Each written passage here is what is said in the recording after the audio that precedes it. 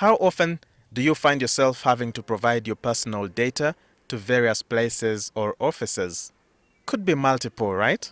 So, in 2019, Uganda enacted the Data Protection and Privacy Law to protect the data you provide in such places. More so, in 2020, government further put in place the Office of Compliance and Investigations under National Information Technology Authority, Uganda, to enforce the law. But, according to this office, many Ugandans are not aware of this law and how crucial it is to them. Birikujja is the manager compliance and investigations. Someone will go to an institution, they collect way more data than is required. You're moving into a building, they need to take your picture, then they take a picture of your machines, then your national ID. All this information is massively collected. But the reasons which they give to be able to follow up with you, to know who you're going to see, really doesn't tally with the collection.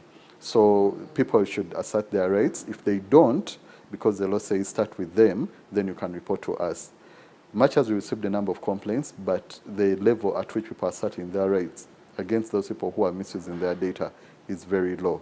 The office is also in charge of creating programs that raise awareness, and for this, Birikujja says they are working with the World Bank to translate the law into local dialect. As you may be aware, over 90% of Ugandans do not speak English, or they don't use it as their medium of communication, most especially people in the rural areas.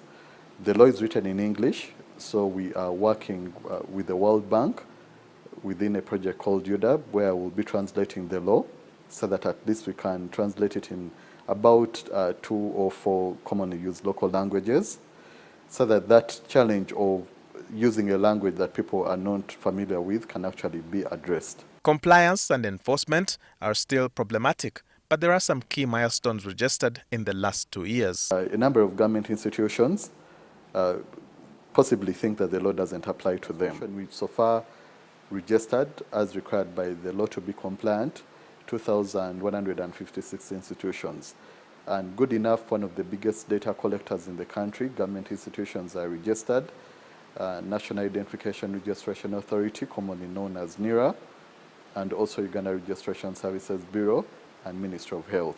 The penetration of internet services and advancement in technology increases the risk for breach of data privacy, but Birikujja urges the public to be vigilant and also report to their office any issues regarding misuse of data. The repercussions, those notices that we write is one of them, but then the other, the law says all those that are found violating the law, the institutions themselves, they can be fined up to 2% of their gross annual turnover, but also the individuals, anyone within the organization that allowed the non-compliance to go on can be imprisoned between 3 months to 10 years. Walter Mwesije, NTV.